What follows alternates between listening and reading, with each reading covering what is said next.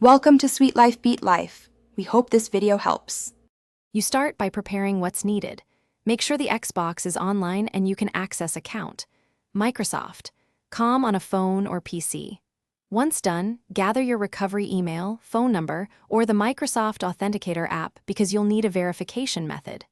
Next, enter the Microsoft account email tied to your Xbox and choose Forgot Password to begin the reset flow. This step is immediate and necessary. You're proving ownership before changing credentials, which prevents unauthorized. Once you request a reset, pick the verification way that works for you: text, recovery email, or the Authenticator app, because each option proves account control differently. When you get the 6-digit code, type it exactly and submit. Small typos will fail verification. If you cannot access any listed option, choose the account recovery form and provide as many details as possible.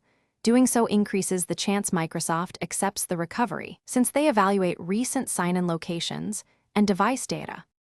You finish by creating a strong new password, aim for 12 or more characters with letters, numbers, and symbols, then update the saved credential on your Xbox profile. After changing the password, sign in on the console, confirm your gamertag and privacy settings, and allow the profile to sync. If sign-in fails, power cycle the Xbox and try again. If problems persist, check account.